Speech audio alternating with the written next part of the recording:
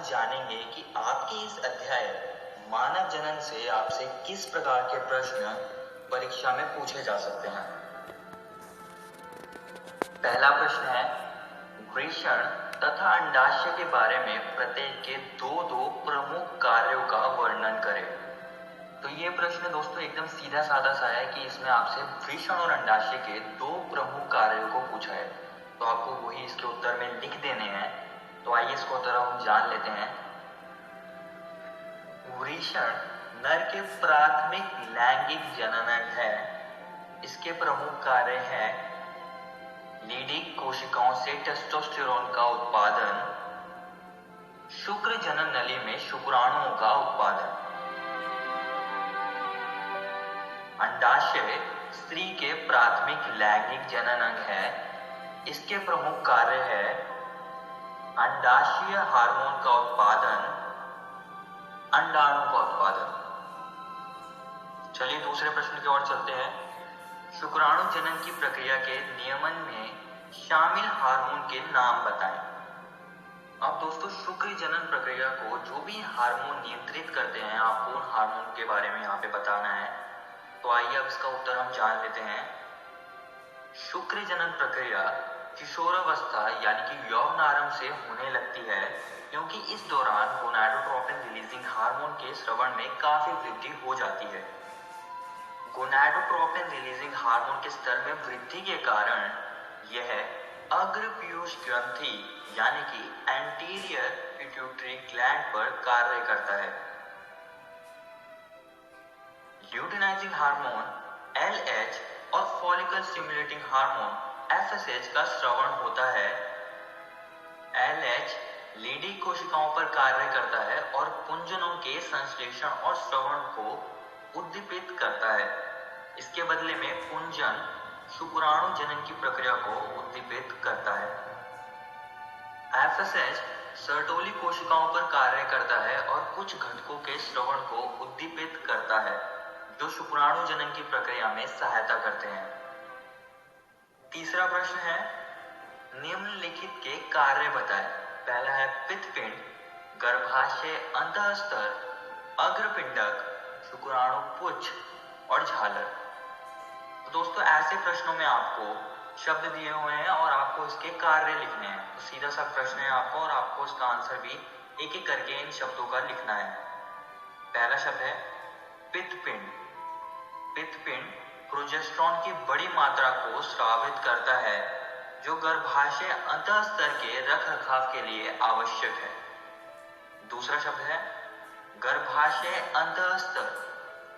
यह गर्भाशय की भीतरी परत है, जो कि मनुष्यों और कुछ अन्य स्तनधारियों में मासिक धर्म के दौरान नष्ट हो जाती है। यह निषेचित अंडाणु और अन्य गर्भावस्था गतिविधियों के अंतरोपण के लिए भी आवश्यक है। अगला शब्द है अग्रपिंडक।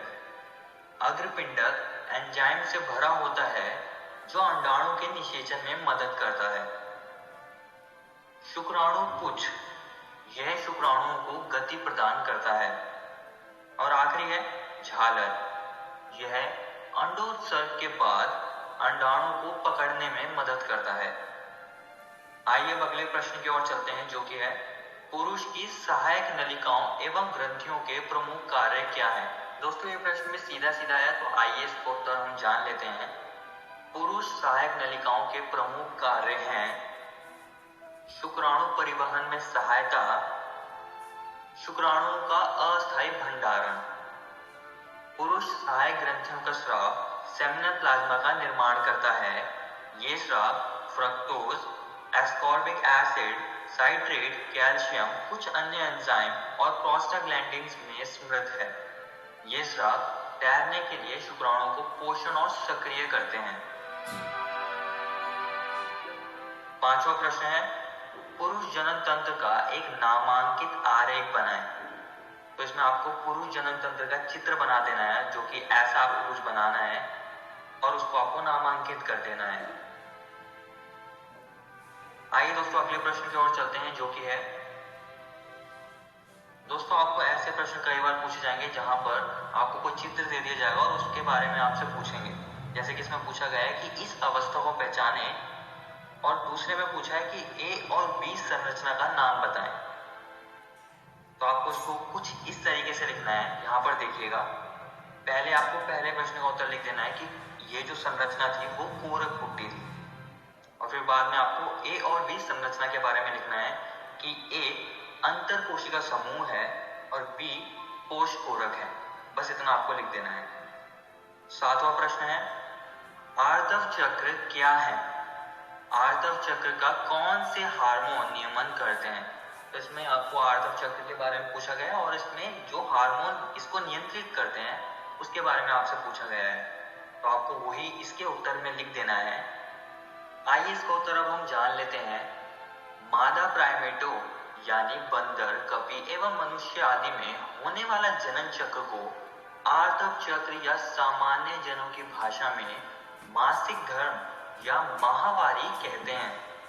प्रथम ऋतुस्राव या रजोधर्म की शुरुआत यौवनारंभ पर शुरू होती है, जिसे रजोदर्शन कहते हैं। स्त्रियों में यह आर्तव चक्र प्रायः 28 से 29 दिनों की अवधि के बाद दोहराया जाता है। इसलिए एक रजोधर्म से दूसरे रजोधर्म के बीच घटना चक्र को आर्तव चक्र कहा जाता है। आर्तव चक्र को नियंत्रित करने वाले हार्मोन हैं ल्यूटिनाइजिंग हार्मोन यानी कि LH, फॉलिकल स्टिमुलेटिंग हार्मोन यानी कि FSH, एस्ट्रोजन और प्रोजेस्टेरॉन। अगला प्रश्न है, शुक्राणु जनन एवं वीर्य सेचन की परिभाषा लिखिए। तो इसमें आपसे इन दोनों शब्दों की परिभाषा पूछी गई है, तो आपको वही इसके उत्तर में सीधे तरीके से लिख देनी है। पहले हम शुक्राणु जनन की लिखेंगे। शुक्राणु जनन शुक्राणु के परिपक्व शुक्राणु में परिवर्तन की प्रक्रिया है। वीर्य सेचन प्रक्रिया द्वारा शुक्राणु शुक्र जनक नलिकाओं से मोचित होते हैं। अगला प्रश्न है, शुक्राणु का एक नामांकित आरेख बनाएं।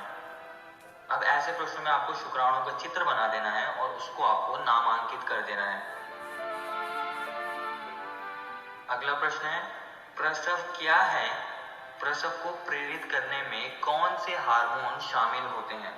तो उसने आपसे प्रसव के बारे में पूछा और उसको कौन सा हार्मोन शुरू करता है उसके बारे में पूछा, तो आपको वही यहाँ पर लिख देने हैं।